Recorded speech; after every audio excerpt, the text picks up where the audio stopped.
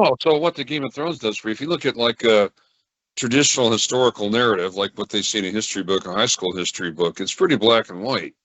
But the one thing that we've kind of come to in all our discussions about this thing is not black and white at all. There's all sorts of shades of gray in this situation. And a Game of Thrones model allows you to kind of capture a little bit more subtler shades of gray than what a classic historical delivery of this would capture.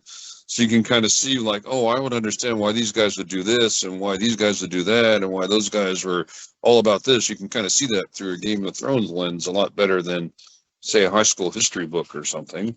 Does that make sense? Oh, that was a perfect summation. Thanks a lot. Sure. So what you got?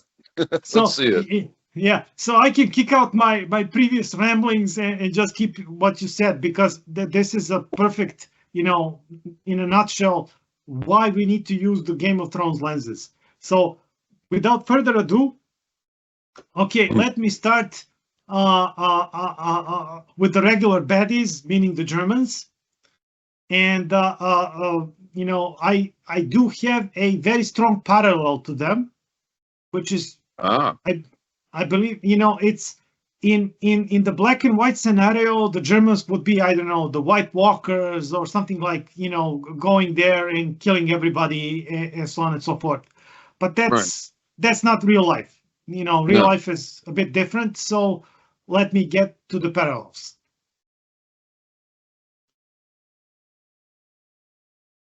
I wonder if I could blow that up a little bit. Oh, I can. So the Germans, what they want to show, so that's strength. What they also want to show, is that control or chaos? Well, that's burning things. Oh, burning things, yeah. Celebrity visit to Serbia, unsuccessfully chased Chetniks. That seems about right. 100 Serbs to be killed for each German. It is...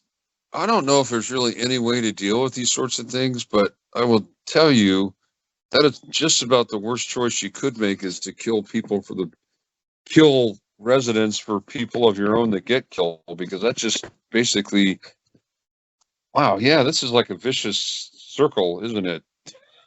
What can I say? Yeah, it almost goes like you go in a loop. So what you want to show, what they also show, you kill all these guys, then you send guys to Serbia to kind of chase these guys around, not realizing that when you do the one before, you now have more Chetniks to chase because you've now irritated more people. Now you're going to have more people on the Chetnik sites. This winds up being like a horrific feedback loop here. Well, you're gonna lose all your collaborators in Serbia. That's for sure. Yeah. You're going to make For instance, they used the most popular Serbian general to be the collaborator. And who was that? Popular. Well, he's a guy called Nedic. Nedic, okay. So he's the guy that he set up the first republic, like in 41. No. He set up the Quisling government of Serbia. Oh, I'm sorry. And the Germans wanted to use him because he was popular. Yeah. You can imagine what these reprisals did to his popularity.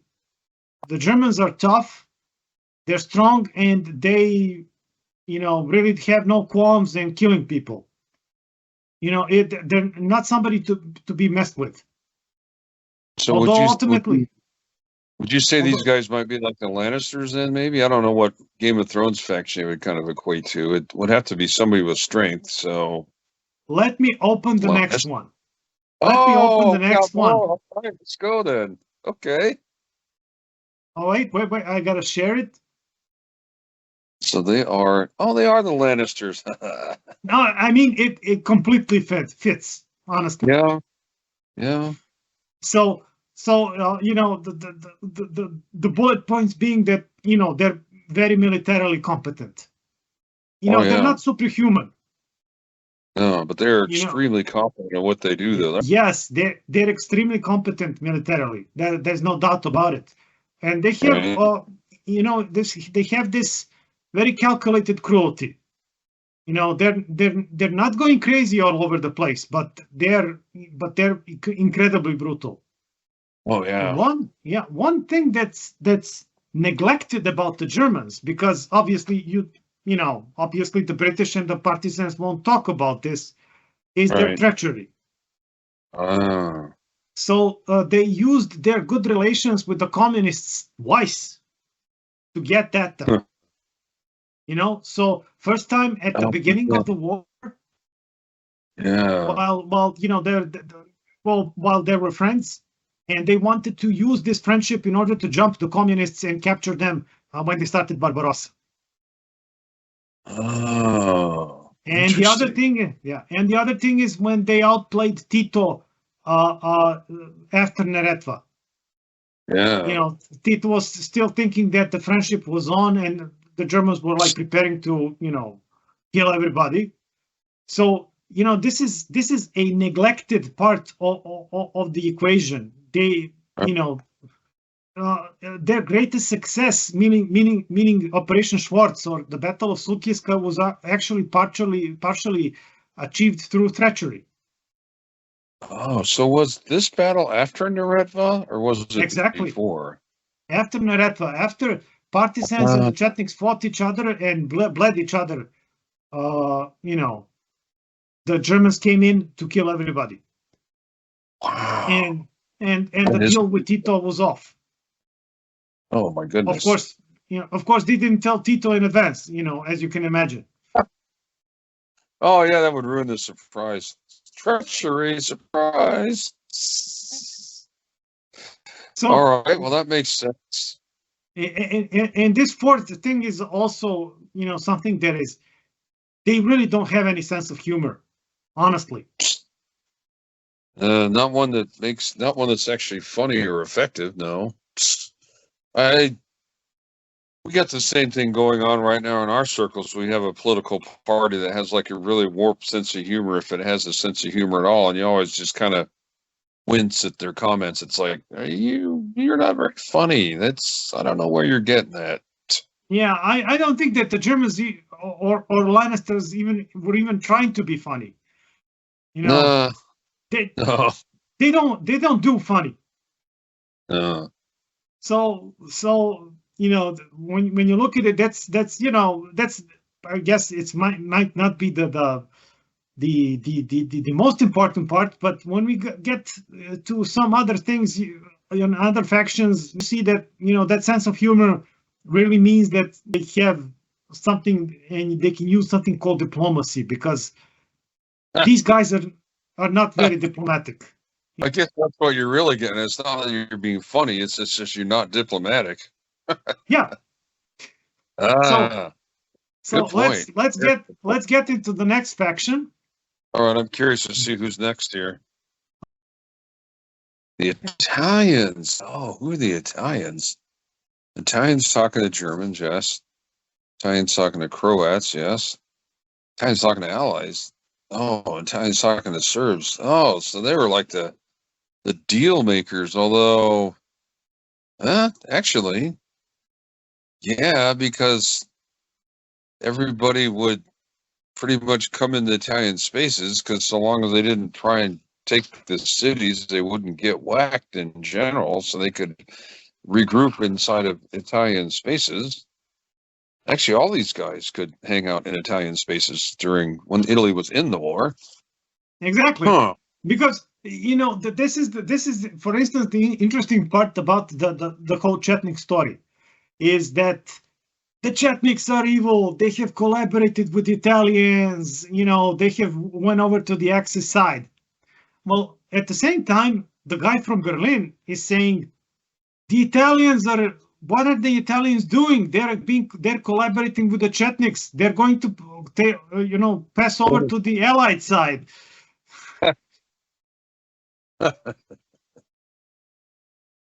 Oh my gosh. Life is a great deal more complicated than, the black and white story. And particularly when we talk about the Italians. Yeah, the Italians are funny. So basically, what they were trying to do is they're trying to keep their chunk of Yugoslavia at the lowest possible human cost they could get away with. So they didn't really want to do all this fighting. They really just kind of wanted to keep their space. And I'm assuming they were getting some economic benefit out of it. I don't know what it was, but presumably raw materials from Croatia, I would guess, because I think all the really good economic spots the Germans took, but they left them some, and they really didn't want to. They didn't want to do all those things the Germans were doing. They didn't want to go on patrols and fighting people. They just wanted to not get killed. Yeah, they tried going on patrols and everything like that, and it really didn't work that well. No. So what is this?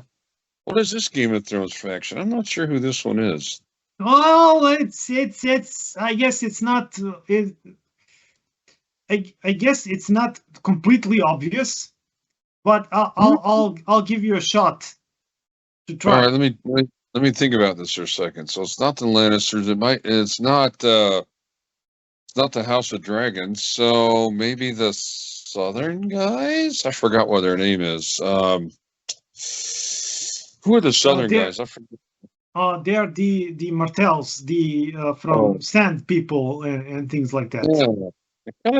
My first guess would be Martells. I don't think that's right though, but that would be my first shot. Well, actually, let me share the screen. What's your opinion? I'm going to go ahead of myself and say that the Martells are reserved for somebody else. Oh, okay. So, wow, maybe the Sea guys then? I forgot. Oh, I forgot about the Tyrells. Oh yeah, that's like perfect, actually. Actually, the parallels are quite striking. They, first of all, they actually have the biggest army. Yeah, they do. They had probably, I don't know if it's twice as many as the Germans, but they definitely had more troops. They also, easily. Good matchup there. I forgot about the Tyrells. You're right. Yeah, the Tyrells don't fight very well either, but they're extremely diplomatic. Yeah, they know how to talk to people. Actually, I guess that the diplomacy is now something of a lost art, but the Tyrells move around. So do the Italians. Yeah, so, I think that the diplomacy is kind of funny because it kind of goes from like, we want to tell you what to do, and then it fluctuates back to, well, I guess I can't really tell you what to do, but how about let's do something in the middle that we can both kind of agree is really good for both of us, which is kind of like a pendulum in world affairs, because sometimes you feel like you're like really powerful, you can kind of push people down, and then after a while you realize, oh, I can't push people down because they won't listen to me, so now I actually kind of try and get them to do something together with us. Let's have a deal. Let's have a compromise here, which requires diplomacy. Oh, very good. I like this. All right, what's your next one then? That's a good matchup there. Okay, let me share the next one. And this one is the British. Oh, I don't remember the name of this group, but I'm going to see. I think I know who this is. With Chetniks, yeah. Them and Chetniks blowing things up. Yeah, actually, that's funny. Totally not going to be betrayed by Tito, coming with a cunning plan to betray Chetniks for Tito. Oh, man, the British, they really kind of... I have a special place. Listen, I have a special place in my heart for them. Oh, I'm bless their souls. Sure you do. Me and Mahatma Gandhi. Out of all the groups I studied around this situation, they were the ones I understand the least. And it's not even close, because all the other ones I can kind of put in a spot somewhere. It makes sense to me. But the English, the only thing that makes sense to me at all is like, okay, if your sole focus is to back who you think the winner is, and you just want to back somebody who's actually doing stuff in Yugoslavia from your perspective, I think they're doing stuff, then okay, that makes sense to me why the British did what they did. But in the end, you look back and it's like, wait, so they actually supported a communist regime? Why would they do that? Which, in 45 kind of makes sense because you're ending a war. But I bet by 49 and 50, they're like, oh, what the hell were we thinking? Why did we do that? Because, in 1950, you realize, oh, the whole thing has kind of shifted. Now we're actually pretty much at war with the communists. And we actually helped put a communist government in place in 45. Although, in all fairness, Tito wasn't really a classic communist government. Really, I don't think so. You'd have to tell me more. Never. No, Tito, a hardcore Stalinist. Never. but I have to say though, from all the managed economies they had in the area, somehow Yugoslavia actually walked a decent path as opposed to the other Eastern European countries. So from that perspective, it's like it's way more effective than the other Eastern European countries, at least as far as I could tell. Well, let me share a secret with you. Yes, please, because you know more about this than I do by far. It's not even close. Go ahead. Yeah, when Americans give you money, it's good. It means you won't be missing out on the money. Oh, when the Russians give you money, you're in trouble. yeah. I mean, the Soviets can't really give you money. No, and they can't really give you anything very useful because they're communists. They don't have useful stuff aside from weapons, of course. Yeah, they're pretty good weapons, at least the small arms side of the house. Anyway, so who is this faction then? Are they? I'm trying to think of the name of the squid guys. Who were the guys that had all the ships? That would be the House Greyjoy. Greyjoy, yeah. But you probably picked someone else. That's my guess. You went with House Greyjoy here. Well, isn't House Greyjoy a bit too much of a... I mean, yeah, the ships is a good parallel because they're pirates and reavers, and they, get back to their ships and skiddle away. So I guess the better analogy might be the guys that had all the money that was like loaning out money to everybody, but I forgot the name of that crew too. Whoever they were. Iron Bank. It's not bad. Iron Bank. It's not bad. I didn't choose them, but it's a good parallel. I'll give you that. I choose somebody else. It's not a perfect parallel, but let me share it with you. Okay. The Iron Bank is a very respectful parallel. I give you props for that. So you chose, the Martells. Oh, wow. Okay, I like that. That's actually better. Oh, Fitz McLean. Oh, boy. So I have to tell you, that was the first book I read when I was starting to do this investigation like decades ago. And that was the one I realized, this doesn't seem right. This book just doesn't really click with me. I feel like they're missing something here. And that's because it didn't seem like it fit, kind of prompted me to read other books, like other books that were kind of on the topic. And as I started reading other books, it's like, oh, wait, this guy's just telling one little slice of the story that isn't really the story at all. He's just telling the British attempts to try and get somebody in Yugoslavia to do something against the Axis, which is, I mean, I get the British focus, but that isn't really what the Yugoslavian situation is at all. It's not about that at all. I mean, yeah, you want to do some damage to the Germans, but the whole thing is like, who is going to be the power at the end of the war, which the British don't really care about. They just want to end the war. They don't really care what happens post-war. Whereas everybody else is, supposedly, because honestly, there's this whole story of hurting the Axis, and there's another story of who do you want to be in control of Yugoslavia. If your idea was to hurt the Axis, then you arm everybody. Because if you're arming the partisans, they're going to be attacking the Chetniks, and the Chetniks are not going to work with you anymore. They're going to be talking to the Germans because they have to talk to the Germans. So ultimately, it's a I don't know if you're familiar with the Blackadder TV series from the 80s. I feel like I need to watch it though, because I hear people talking about it all the time. It seems like it's a classic thing that I should probably watch. It's an absolutely brilliant. You'll love it. and you have this guy who is complete idiot and who always comes up with cunning plans. Oh boy. So this does remind me of some of these cunning plans that we're going to support communists, and because this will help us against the Axis and nothing bad will come out of it. Yeah. So we see how it worked out. yeah. So there's this parallel between this House Martel. This main guy from House Martel is supposedly a master schemer. He has all these plans and everything, but at the end of the story, all the Martels got killed. Yeah, because his plans are basically bunk. That's pretty good. I like that. Oh, what's your next pick? It's got to be well. You got Chetniks and the Partisans. Oh yeah, but I have some people who are unfairly neglected in all the stories. Oh, you already know, do you?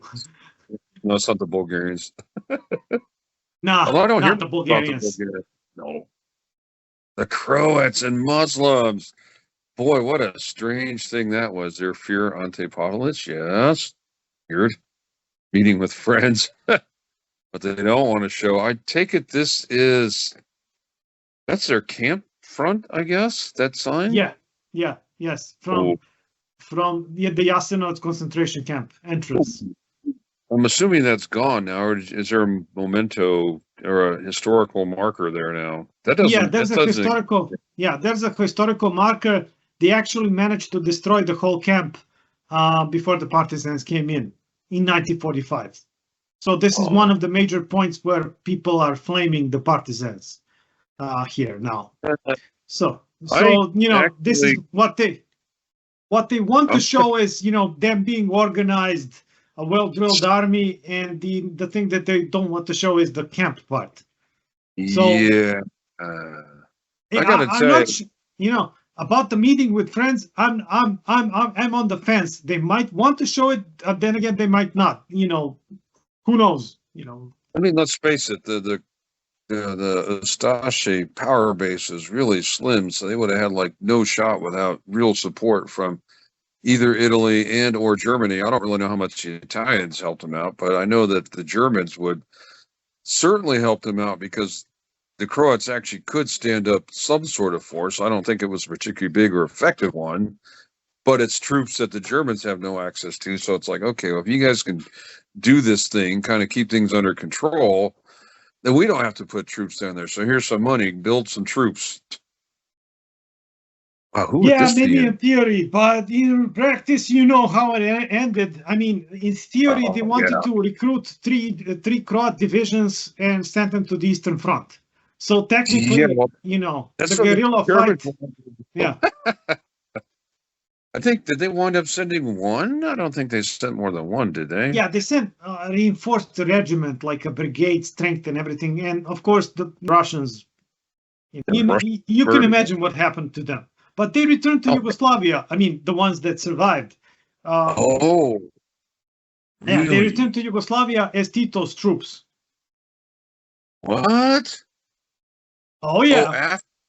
After the war. No. In 1944. They came. How does that work? Well, the Russians, the Red Army captures them, and they, the ones that survive need to remove the letter U from their caps and put on the Red Star. And when the Red Army comes into Yugoslavia, they go in with the Red Army. Oh, so they're actually trying to pull, well, it's not really pull a partisan because the partisans were already basically allied with the Russians to begin with, but it was basically like, well, if we're on the Russian side, we may not get killed when we go back into Yugoslavia right away. We're not going to get murdered straight off the bat because it looks like the Russians are going to pretty much clean up. They're now Tito's forces. I'm sure Tito murdered him at some point, I would imagine. I'm not sure. I think that there's stories that their commanding officer was assassinated by sabotage or something like that. It's too complicated. Anyways, I mean, Yeah. listen. Former Ustashe are very valuable. Yeah. I do remember. I do recall. He didn't kill all the proper Ustashe. You know, they can be very valuable because they're obviously people that have a. Let's just say they did some bad things in their life and they're very keen to prove themselves. Yeah, it's also quite useful if you're in a strong arm regime like Tito was. It's like, well, everybody needs some brown searchers and thugs, and you could be my thugs. But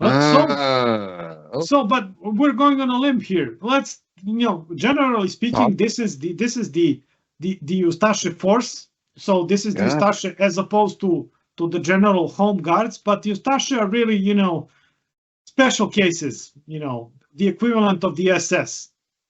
So tell me. I don't know if we can equate these two. Let me think about this for a second. That's a tough one. Because they're definitely not like the northern guys. Nothing like that at all. So, see, it's funny because I've played a board game about Game of Thrones a lot. So I'm just trying to think about these positions by where they were on the map. But I can't remember who the guys were on the Eastern Islands. Or I don't remember the name of that group. It's not Greyjoy, but it's like the other pseudo-naval group. Oh, damn it. Who's the guy that did the Red Wedding? Oh, there are two guys that did the Red Wedding, but the guy that's on the Red Wedding, what was that? Frey, House Frey. Yeah, that would be my pick here. I kind of I can see you went somewhere else, but that would be my pick. Well, House Frey is not psychopathic enough. You gotta do better. Oh, psychos. Oh, where the heck was that? Damn it. Who was that guy where most of the book was just about him getting tortured and they're trying to make him forget who the heck he was, and they're trying to shift him over to, I don't know what the hell they're trying to do with him. Damn it. I would be in agreement. Let me show it. Oh, you have that. It is the Boltons. Oh, yeah. Oh, that's perfect. Oh, those guys are real psychos. Yeah. You know what? I kind of have to agree with your assessment, too. The less said about them, the better, because nothing good comes from examining that very far. Honestly, no. But, there's a definite parallel there. Oh, my God. Oh, nailed it. Wow, you're on fire, Andrea. Wow. I can't wait to see what you do to the two big boys. Yeah, I kept the best ones for last. Yeah, I'm not even sure where to go with these last two. I got to think about this. All right, go ahead. What's next? Okay, let me open the last ones. The last ones. This might be your best video yet. Yeah, but when you using pop culture parallels, it works a lot better. So let me share. Okay, now we're going to the Chetniks. Yeah. Wow. What do I have a funny feeling. I know where I might put these guys. I'm gonna go on a guess without reading any of this. I'm gonna guess they are Targaryens, but let me see what you wrote. Funded by the Germans, yes. Funded by the communists, yes. Protecting the Serbs, yes. Yeah, except the Targaryens didn't really get betrayed in the end, but to me, that seems like the best fit, House Targaryen. I mean, are you sure?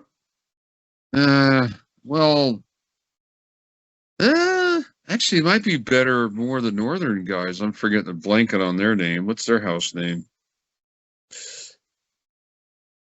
You know what? I'm going to go with the northern guys. So how did I do? Let me share it. Let's see, how did I do?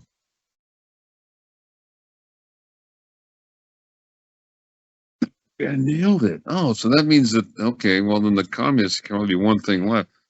Military competent, not as politically astute. Yes, the Serbs remembered. Yeah, actually, that's pretty good. Wow. I'm starting to think that if we show people one video about explaining World War II in Yugoslavia, you might just start with this one, because this might be the one that just sets the whole table. So everything else is more understandable from that point. Yeah, I have to give kudos to George Martin, the author, because he really nailed the archetypes. What he did is so it's very applicable. These archetypes, these characters from the Game of Thrones and from the Ice and Fire books, because they are the archetypes, they can be applied to various situations in history. So, the similarities here are quite uncanny, because you do have here a loyal character who is actually finally killed because of his loyalty. Yeah, yes. Mihailovic remained loyal to the king at all times. Yeah, he did. And he got that was his downfall. Yeah.